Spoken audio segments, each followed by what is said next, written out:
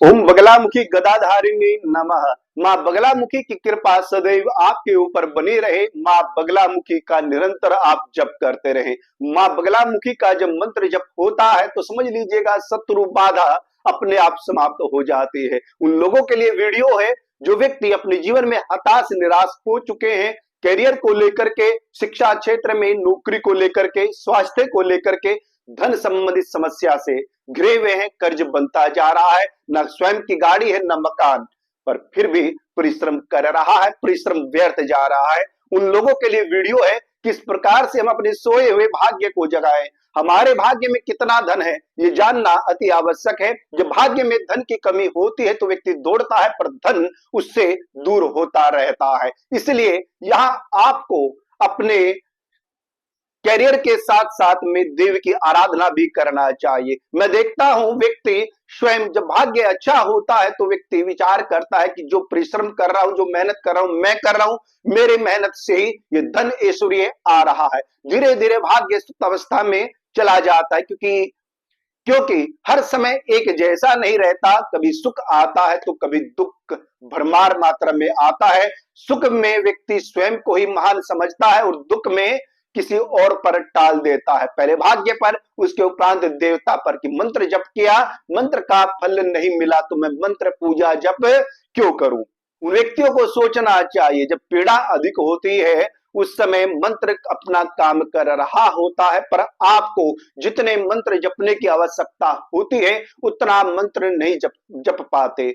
दुर्गा सप्तशती में भी लिखा है यम यम चिंतयते कामम तम तम प्राप्नोति निश्चितम। जिस जिस कामना से व्यक्ति मंत्र को जपता है, मां पीताम्बरा का ध्यान लगाता है, वह कामना, वह मनोरथ निश्चित रूप से उसका सिद्ध होता है। इसमें कोई दो राय नहीं, कोई दो मत नहीं है। पर भाग्य आपका खराब है, धन की कमी आपके जीवन में है, उसके लिए आपको अधिक परिश्रम करना चाहिए। अपने कार्य क्षेत्र में, भौतिक कार्यों में आप मेहनत कर रहे हैं, पर 1 घंटा आप पूजा में निकालें, मां बगलामुखी की आराधना करें। जब समस्याओं में घिर जाते हैं, रास्ता दिखाई ना दे, तब एक दीपक जलता है मां बगलामुखी के मंत्र से। प्रिय दर्शकों, चैनल को सब्सक्राइब कीजिए, वीडियो को लाइक और शेयर कीजिए।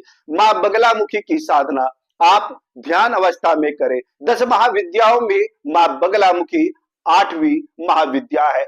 कलयुग में मां बगलामुखी का प्रभाव इसलिए ज्यादा है क्योंकि मां बगलामुखी श्रीकुल में आती है। श्रीकुल अर्थात धन ऐश्वर्य को प्रदान करने वाली मात्र शक्ति है। सर्वानंद करी, सभी आनंद को प्रदान करने वाली मात्र शक्ति है। मां बगलामुखी ही शत्रुओं का समन करती है, शत्रु की बुद्धि का विनाश करती है। वाद विवाद हो, झगड़ा हो, किसी प्रकार का कोर्ट कचहरी हो, उससे भी व्यक्ति को बचाती है और शीघ्र विजय प्राप्त कराती है। दूसरा, साथ ही साथ व्यक्ति को आनंद की प्राप्ति भी कराती है।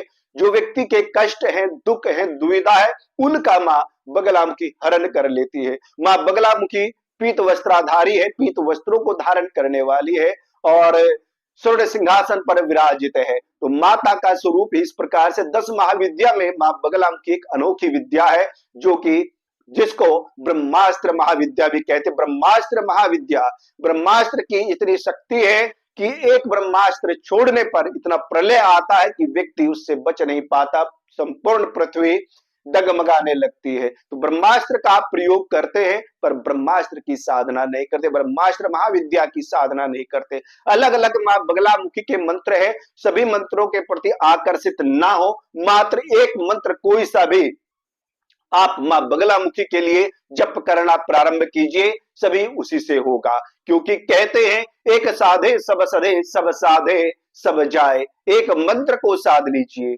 देखिए स्तोत्र है, सतनाम स्तोत्र सहस्र नामावली है और बगला अष्टोत्तर शतनाम है, मां बगला प्रत्यंगिरा स्तोत्र है, खड़गमाला स्तोत्र है, ब्रह्मास्त्र महाविद्या है, बगला हृदय स्तोत्र है और मंत्र भी इसी प्रकार से 36 अक्षरी, चतुराक्षरी, एकाक्षरी, अष्टाक्षरी बगला गायत्री मंत्र है।